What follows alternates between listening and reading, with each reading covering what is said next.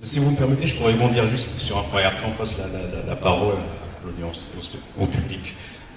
Je voulais rebondir sur la question justement, vous avez une très très belle formule que j'ai notée tout à l'heure, c'est-à-dire comment lire le texte dans le monde et par le monde. Et ça c'est des questions qui se posent vraiment dans le monde arabe et musulman. Cette question de lire le texte religieux, quand on dit le texte religieux, c'est-à-dire le Coran ou le Sunna. Comment les lire, comment les adapter.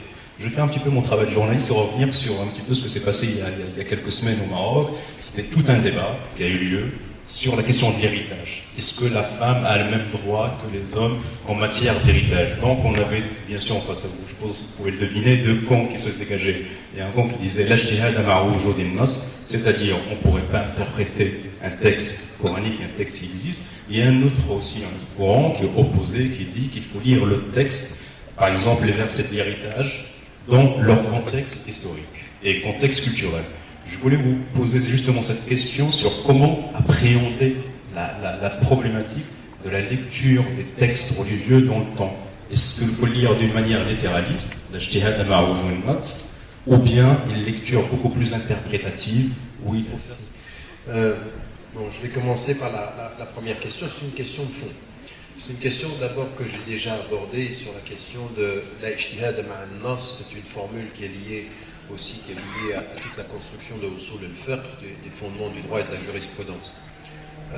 Dans le livre La réforme radicale, mais d'ailleurs quand j'avais abordé cette question dans le dialogue que j'avais avec Nérinck, et puis ensuite dans la réforme radicale ou dans les musulmans d'Occident, l'avenir de l'islam, j'avais mis en évidence que oui, il y a des textes qui sont qat'i, c'est-à-dire dont le texte, il n'y a pas de marge interprétative. Mais ce que j'ai mis aussi en évidence, c'est que autant il n'y a pas de marge interprétative dans le texte, autant il y a une marge interprétative dans le passage du texte à tanzil el-manat ou el-illa, c'est-à-dire comment est-ce qu'on traduit ça dans le contexte. Et là, il y a un ijtihad ala al-waqi' s'il n'y a pas sur el-nas. Donc on doit tenir compte du contexte. Et le premier à avoir fait ça, qui est-ce? Dans le verset qui est lié au châtiment des voleurs. À un moment où il y a famine, donc le texte lui-même, il est qat'i. Mais le contexte, il est un contexte de famine. Donc Omar ibn al-Khattab dit, dans ce contexte-là, un texte clair ne peut pas être appliqué, car la clarté du texte dans un contexte pas clair fait que finalement, le texte va être trahi. Donc on ne peut pas. Donc, dans ce qui concerne l'héritage, on a effectivement quelque chose qui est lié à une philosophie générale de la famille et qui est un texte qat'i. C'est vrai qu'ils sont qat'i, les textes qui sont. Maintenant, on a une situation où où il faut que, si on veut rester proche des textes, il faut qu'on admette qu'il y a une responsabilité collective. Et la responsabilité collective, elle est la suivante. Aujourd'hui, on a des hommes. Ça, c'est la maladie du siècle, mais c'est une maladie qui est très très longue, c'est-à-dire on oublie l'islam jusqu'au moment où nos droits sont présents. Alors il y en a certains, ils oublient l'islam dans la façon dont ils traitent la femme, et après ils disent mais c'est mon droit d'en avoir 4. Attends, d'abord c'est ton devoir de t'occuper d'une.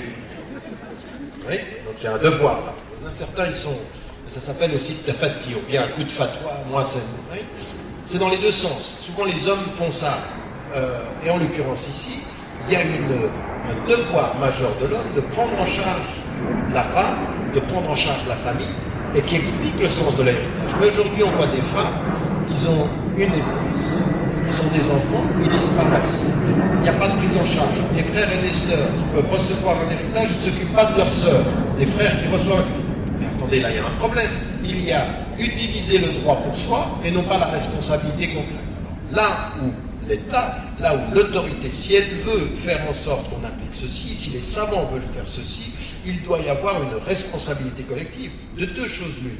Soit on va responsabiliser les enfants en disant, attendez, c'est ceci avec ce devoir-là, et si vous n'êtes pas d'accord avec ce devoir-là, vous partagez égalitairement, ou alors l'État doit compenser de ce point de vue-là les femmes qui sont, c'est une responsabilité collective.